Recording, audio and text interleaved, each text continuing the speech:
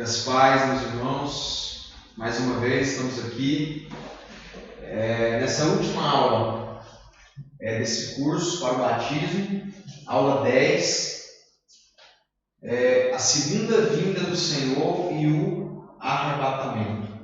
Nós fizemos questão de colocar esse último tema, este tema, por se tratar de um assunto muito importante para o cristão, sendo que essa é a nossa maior esperança como cristão, a nossa maior promessa de Jesus, e a nossa vida cristã é baseada nessa promessa.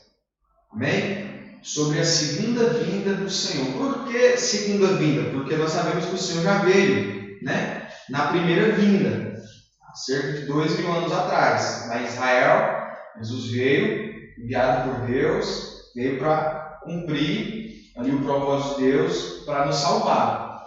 E quando ele esteve aqui, ele mencionou essa promessa, dizendo que ele iria voltar. Então vamos ver sobre isso, amém? Atos capítulo 1, versículo 9. Então, dentro desse assunto, primeiro ponto: a segunda vinda de Jesus será o maior acontecimento da humanidade. Talvez o último maior acontecimento foi quando Jesus veio à Terra. Até me lembro de uma citação do Billy Graham, disse que o maior acontecimento da humanidade não foi o homem ter pisado na lua, mas Deus ter pisado na Terra. Então, assim, foi muito escandaloso, Deus ter vindo, um escândalo bom, algo fenomenal que Deus fez. E não vai ser diferente também na segunda vinda do Senhor. Algo que vai marcar, essa geração. Tanto os que subirem, tanto os que ficarem.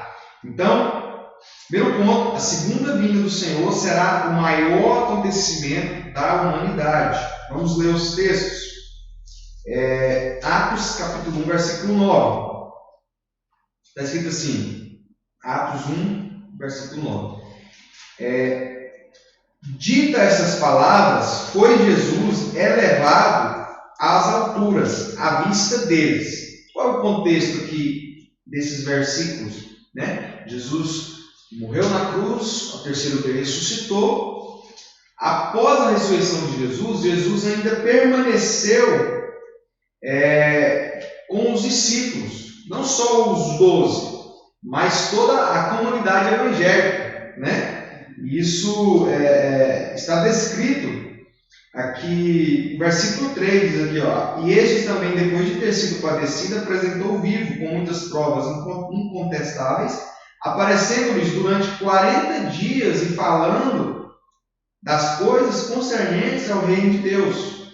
Então, Jesus ele ressuscitou e não deixou não abandonou aqui os discípulos, os irmãos, a igreja, a comunidade evangélica, e foi para o céu, não. Ele ficou aqui 40 dias dando instruções, ensinando, falando como que ia ser feito, dando explicação, mostrando para eles, porque enquanto Jesus estava com os discípulos antes de morrer, eles não compreendiam muito o que Jesus falava, E Jesus falava que ia morrer, eles não vai não, Senhor, tem misericórdia de ti e tal. Jesus falava, olha, eu vou ressuscitar. E mesmo depois que eles foram no sepulcro, não encontraram o corpo de Jesus, eles ainda ficaram, mas o que aconteceu? Jesus teve que aparecer para eles, falar, pode tocar em mim aqui, eu ressuscitei e tal. E Jesus permaneceu com eles ali 40 dias.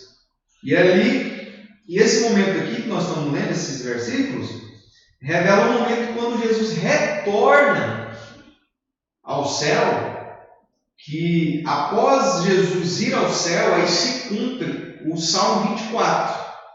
Diz, levantai, ó portas, as vossas cabeças, levantai, ó portais eternos, para que entre o Rei da Glória. Quem é o Rei da Glória? É o Senhor dos Exércitos. Senhor forte e poderoso nas batalhas. Então, o Salmo 24, só para vocês terem conhecimento,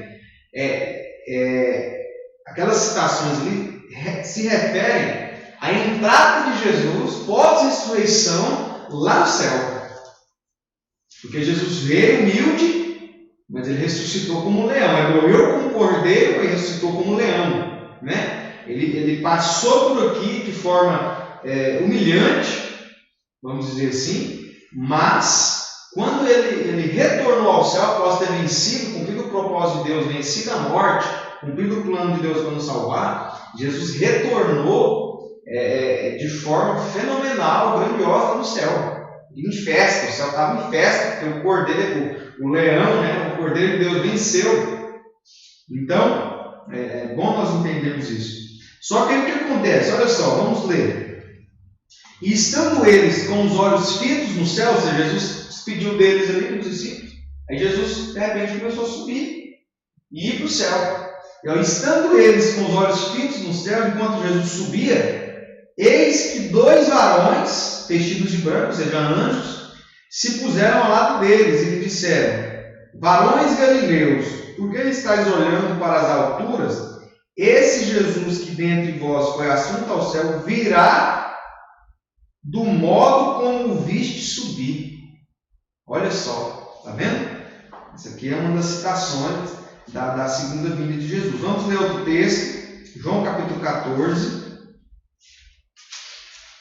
versículo 1, 2 e 3. João 14.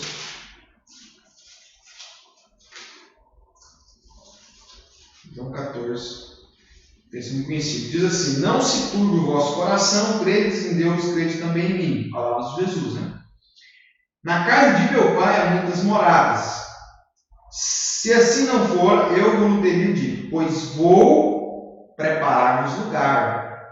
Olha só. E quando eu for vos preparar lugar, voltarei e vos receberei para mim mesmo, para que onde eu estou estejais vós também. Olha só, se nós ligarmos esse texto em Atos 1:9 com João 14, nós podemos ver uma verdade fenomenal, né? Jesus está dizendo: olha, eu vou para o Pai, mas Jesus, o propósito dele ir é preparar um lugar para nós, que ele disse: olha, na casa de meu Pai há muitas moradas, né? No original diz: há muitas habitações. Ele diz: quando eu for, que se cumpre aqui em Atos 9, né? Quando eu for vos preparar lugar, voltarei e vos receberei para mim mesmo. Então, a segunda vinda de Jesus será o maior acontecimento da humanidade. Para terminar, existem outros versículos, vários outros versículos, mas vamos ficar com esse. Para terminar, vamos abrir em Joel, profeta Joel, capítulo 2. Joel, capítulo 2, versículo 31. Algo que nós já citamos em algumas ministrações da igreja. A volta de Jesus, a segunda vinda do Senhor e o arrebatamento, ele, para alguns, vai ser o dia mais feliz, para outros vai ser o pior dia. Porque olha o que está escrito em Joel 2, a partir do versículo 31.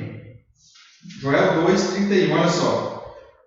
O sol se converterá em trevas e a lua em sangue, antes que venha o grande e terrível dia. Olha só. Para alguns esse dia será um dia grande. Ou seja, será o melhor dia das nossas vidas. Porque se nós cremos que é a nossa maior esperança, então para alguns esse dia será um grande dia.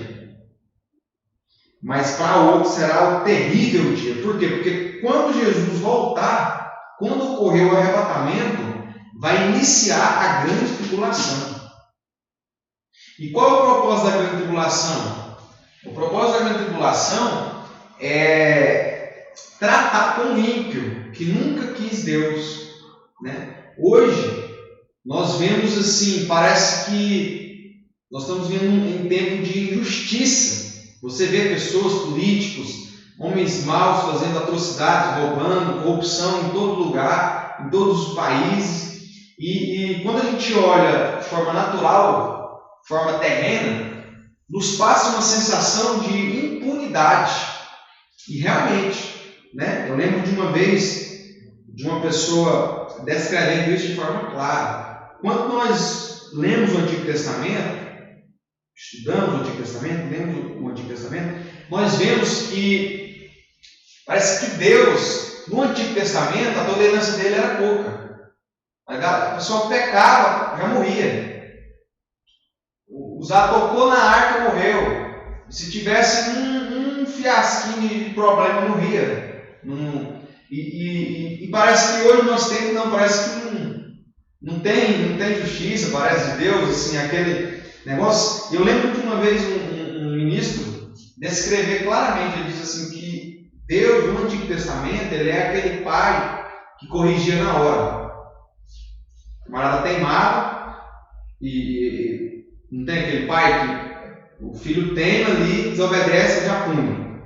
Agora, nosso Deus no Novo Testamento, ele é aquele que jura ataque.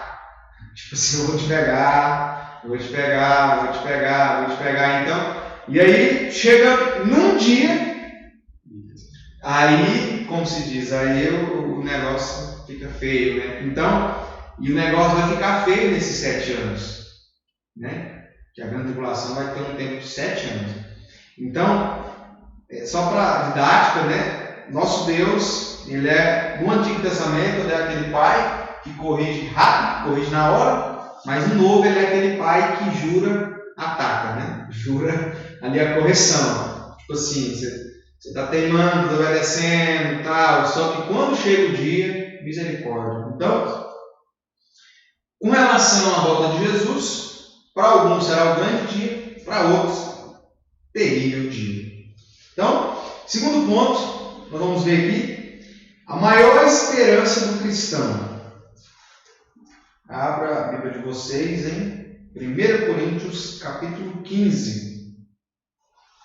1 Coríntios 15, versículo 19. Depois nós vamos ler alguns textos de Apocalipse 22. Olha só, 1 Coríntios 15, 19. Está escrito assim: se a nossa esperança em Cristo se limita apenas a esta vida, somos os mais infelizes de todos os homens. Olha só, talvez esse versículo aqui seja o versículo que mais fala sobre a eternidade. Por quê? Nós não podemos negar que Deus tem bênção para nós aqui. Nós não podemos negar. Deus tem bênçãos, infinitas bênçãos para nós aqui. Só que as bênçãos de Deus aqui não podem se comparar com as nossas bênçãos lá na eternidade. O que a Bíblia está querendo dizer? Olha, se um cristão ele conseguir viver numa condição de receber 100% do que Deus tem para ele aqui, mesmo que um cristão consiga viver nessa condição de receber 100% do que Deus tinha para ele, né? Se essa bênção fosse só aqui, nós seríamos os mais infelizes. Por quê? Porque, como a Bíblia fala, né, que a glória da segunda casa é maior do que a da primeira. Então, a segunda vinda de Jesus será a nossa maior esperança, é a maior esperança do cristão. Por quê? Porque ele vai vir galardão, porque tudo que nós recebemos aqui de terreno tem data de validade. Deus te deu um carro, o carro vai acabar. Vai chegar um ano que aquele carro vai ficar velho, né? Deus pode te dar qualquer coisa aqui que esse negócio vai acabar. Mas as bênçãos, né, celestiais, dons espirituais, né, capacidade de Deus para cumprir o chamado, condição, bênçãos de Deus para a gente cumprir o propósito, essas bênçãos espirituais, vamos dizer assim, elas têm o poder de nos abençoar aqui, mas também de refletir algo para a eternidade. E isso vai iniciar quando? Na segunda vinda do Senhor. Vamos ler outro texto em Apocalipse 22. Apocalipse, último capítulo da Bíblia. Apocalipse. Primeiro vamos ler, volta um capítulo, Apocalipse 21, versículo 4. Diz assim: e lhes enxugará dos olhos toda lágrima, e a morte já não existirá. Vocês podem lembrar que na aula anterior nós até falamos, né, que talvez o maior inimigo do ser humano, assim falando naturalmente, é a morte. O cara pode ser o homem mais rico do planeta, que ele não tem como impedir de morrer. Ele vai morrer, ele tem que morrer, ele vai morrer. E aqueles que estão em Cristo dormem, eles vão ser ressuscitados. Então, olha só. E a morte já não existirá. Já não haverá luto, nem pranto, nem dor. Porque as primeiras coisas passaram. E aquele que está sentado no trono diz: eis que faço novas todas as coisas. E acrescentou: escreve, porque essas palavras são fiéis e verdadeiras. Agora, seguindo à frente aí no capítulo 22, versículo 17, está escrito assim: o Espírito e a noiva dizem vem. Quem é a noiva? A igreja de Jesus. O Espírito e a noiva dizem vem. Aquele que ouve diga vem. Aquele que tem sede, venha. E quem quiser receba de graça a água da vida. Um fato interessante aqui é que como que nós descobrimos se nós iremos subir no arrebatamento ou não? Como que nós descobrimos se nós estamos alinhados com o Espírito Santo, com Deus? A Bíblia está dizendo aqui que o Espírito e a noiva falam a mesma língua. Olha o que diz a noiva: vem. A verdadeira noiva, a noiva do Cordeiro, aqueles que vão participar das bodas do Cordeiro, essa noiva deseja a volta de Jesus. A Bíblia diz: esperando e apressando a vinda do Senhor. Né? Então, no versículo 20, está escrito também: aquele que dá testemunho dessas coisas diz: certamente venho sem demora. Amém. Vem o Senhor Jesus. Então, segundo ponto, a maior esperança do cristão. Por que eu fiz questão de ler esses últimos versículos? Porque a Bíblia termina, né? Se você for ver, vocês foram ver, esses últimos 2 versículos, está falando da volta de Jesus. Né? Olha, a Bíblia tem 66 livros. Né? E olha o que diz no final, que quando a pessoa vai nos escrever um recado, ele sempre deixa para o final a coisa mais importante, o assunto mais importante. Né? E ele diz: certamente venho sem demora. Amém, venho Senhor Jesus. E a graça do nosso Senhor Jesus seja com todos. Então, essa é a maior esperança do cristão. Terceiro ponto. Nós já falamos, né, sobre a segunda vinda de Jesus, e junto com a vinda de Jesus, o que vai acontecer? O arrebatamento. Abra a Bíblia de vocês em 1 Tessalonicenses, capítulo 4.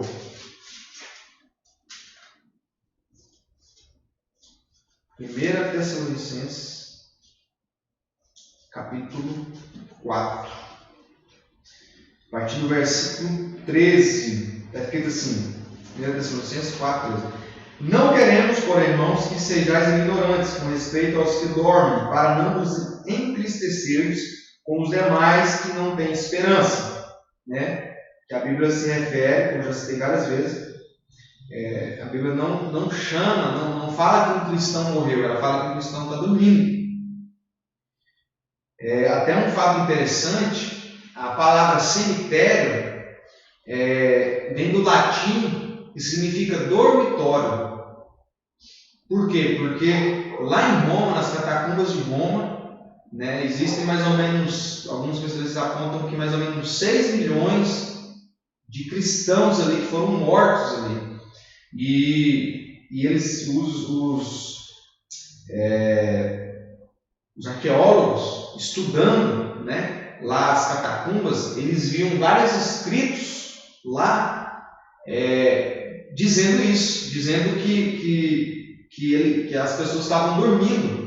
Tipo assim, ó, ele está dormindo, fulano está dormindo. Como se... Então, foi aí que nasceu essa palavra cemitério, que no latim significa dormitório, por causa dos cristãos, por causa da Bíblia. Naquela época, né? O apóstolo Paulo falou aqui que, olha, eles estão dormindo.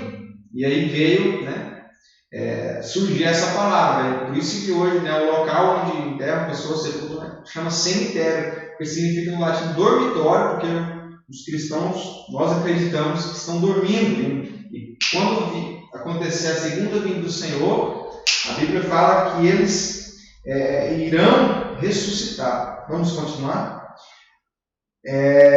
Pois se cremos que Jesus morreu e ressuscitou, assim também Deus, mediante Jesus, trará em sua companhia os que dormem.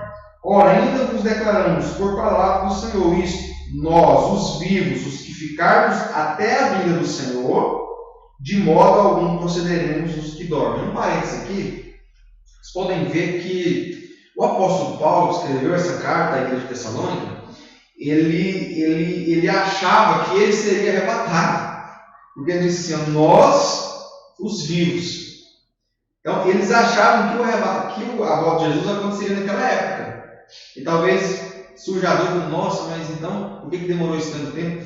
Porque, irmãos, a nossa vida, a nossa conduta, ela tem que ser assim, um propósito, como se Jesus voltasse agora. Claro que nós temos que ter os nossos projetos, é óbvio, né? Há uma citação antiga da igreja que diz: olha, viva como se Jesus ainda demorasse a voltar, mas viva também como se ele fosse voltar hoje, né? Claro que nós que cremos que a volta de Jesus está próxima, nós não vamos ir lá para um morro, para um monte, ficar aqui aguardando a volta de Jesus, não. Nós temos que ter a nossa vida, né? Temos que estudar, temos que investir, temos que viver, mas de forma equilibrada, né?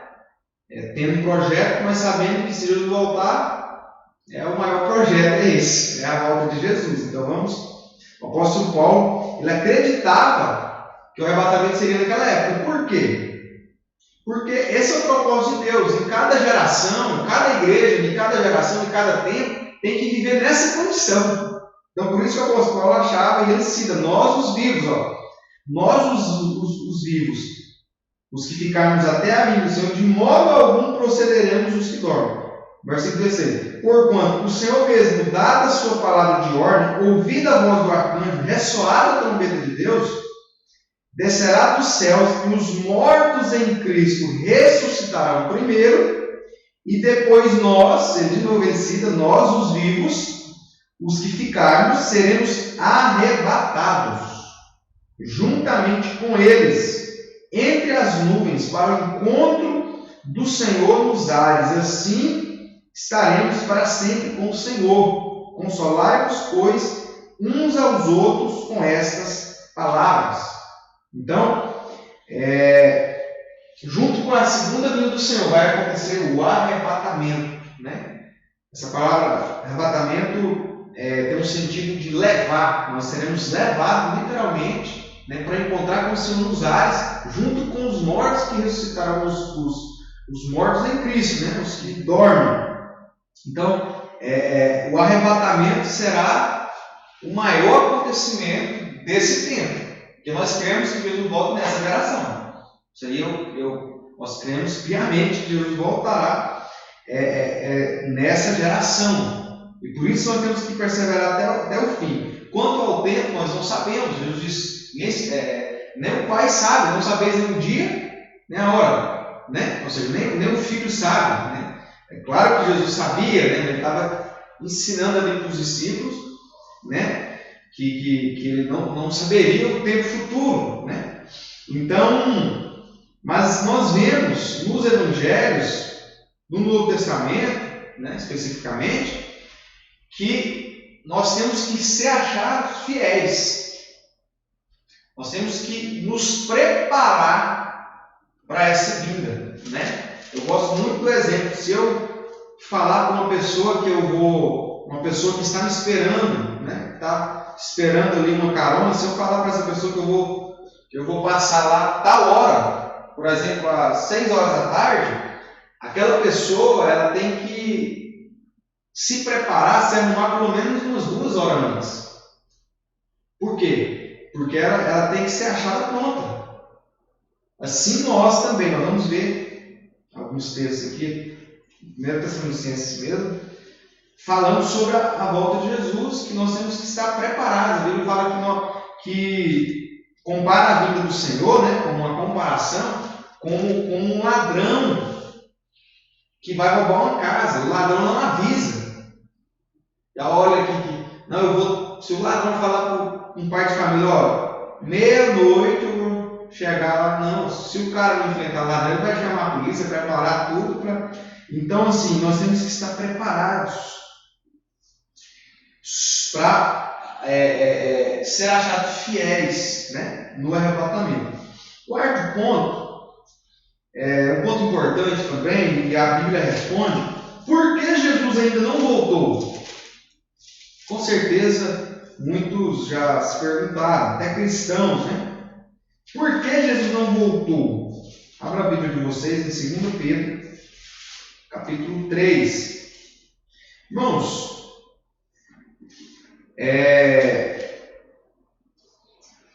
em alguns momentos, nós cremos no tempo de Deus para nós. Eclesiastes 6 diz que há tempo para tudo debaixo do céu. Nós cremos que há um tempo de Deus para tudo, né? Uma bênção que Ele prometeu, algo futuro. Mas nós temos que tomar cuidado.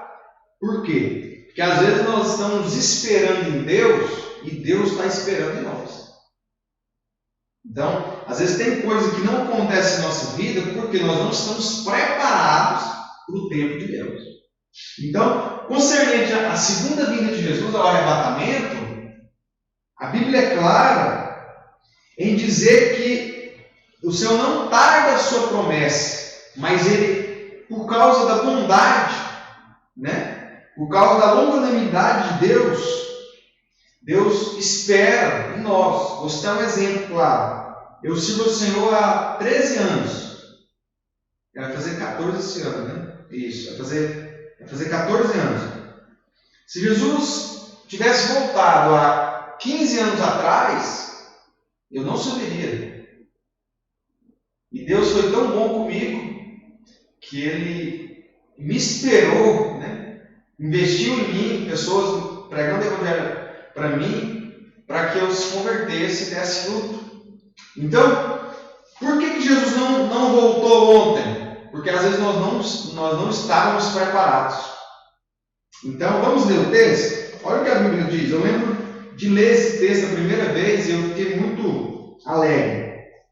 Olha o que a Bíblia fala.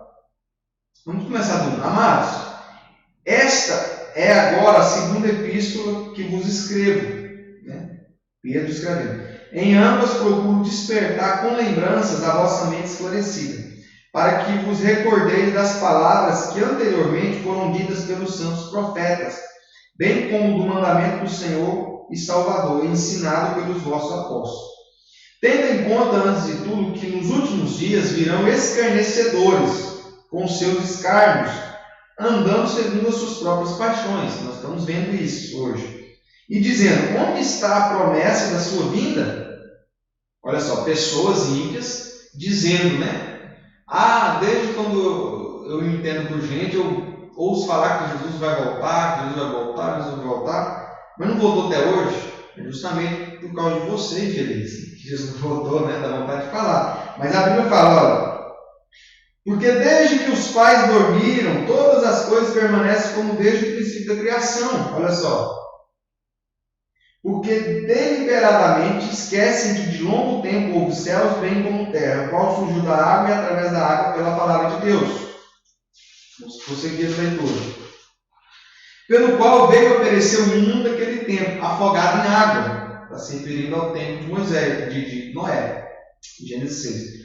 Ora, os céus que agora existem, a terra, pela mesma palavra, têm sido entesourados para o fogo, e estando reservados para o dia do juízo, que vai acontecer pós-grande tribulação, pós todos os cordeiros, já no fim.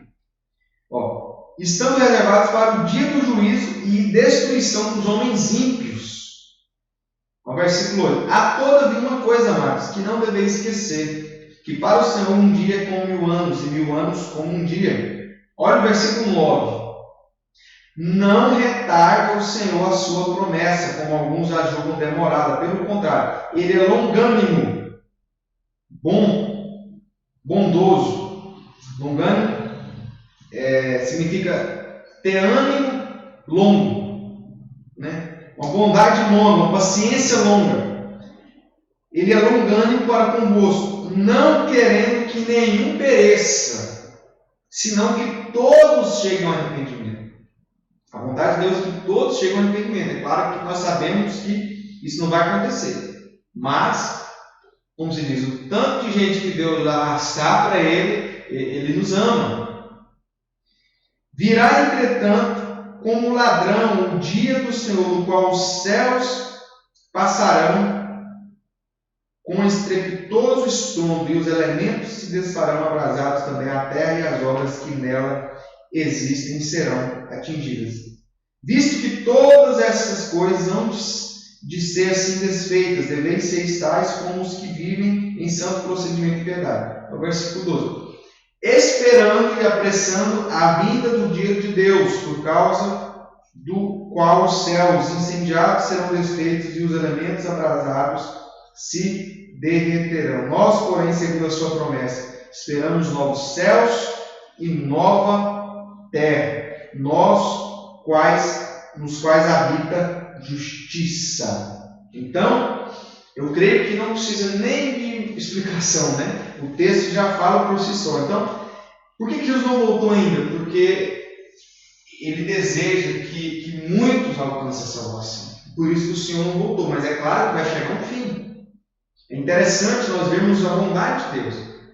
Nós formos ler Gênesis 6, quando o Senhor direcionou Noé para construir a arca, porque o pecado do homem havia se multiplicado, né? E Deus se arrependeu de ter criado o homem, entre aspas, né? Porque Deus não se arrepende, mas por didática Deus falou isso. Interessante que depois que Noé construiu a arca, mais ou menos ele gastou 100 anos para construir a arca, ou seja, Noé ficou 100 anos pregando que viria dilúvio, e nós sabemos que ele não conseguiu converter ninguém além da sua família. Mas você pode ler, nós podemos ler claramente lá em Gênesis 6, que quando Noé entrou com sua família, os animais, estava tudo pronto, tudo beleza, prontinho. Deus ainda demorou 7 dias para mandar chuva. Olha só a bondade de Deus. Noé ficou 100 anos pregando. E aí eu entendo que como se Deus dissesse assim, que ele estava aguardando ver se alguém que ouviu, que viu Noé construindo a arca, arrependesse e quisesse entrar na arca. Só para você ver, está claro a Bíblia fala lá. Depois que Noé entrou, estava tudo pronto, beleza, Deus aguardou ainda 7 dias. Então, eu creio que nós estamos nesse tempo. Já está tudo preparado, tudo pronto, só que nós estamos aí nesses 7 dias, né? Onde Deus está aguardando muitos que estão dentro da igreja se consertar e outros que estão fora se converterem. Então, para terminar, quinto ponto, como devemos ser achados? 1 Tessalonicenses, capítulo 5, versículo 23. 1 Tessalonicenses, capítulo 5, versículo 23. Olha só. O mesmo Deus da paz vos santifique em tudo, e o vosso espírito, estou lendo das primeiras aulas, o vosso espírito, alma e corpo sejam conservados íntegros e irrepreensíveis. Quando? Em que tempo? Na vinda de nosso Senhor Jesus Cristo. Então, como devemos ser achados? Perfeitos e íntegros, né? Íntegros e irrepreensíveis. Então, por isso, a necessidade de nós compreendermos todas essas aulas que nós ministramos, né? Nós falamos sobre salvação, que tem a ver com santificação. Eu vou falar que sem santificação ninguém verá o Senhor. Então, nós terminamos aqui essas 10 aulas, né? Essas últimas duas, né? A perseverança na fé e essa última aula 10, a segunda vinda do Senhor e o arrebatamento. Amém? Glória a Deus. Então, nós terminamos aqui essas 10 aulas. Que o Senhor possa abençoar vocês em nome de Jesus.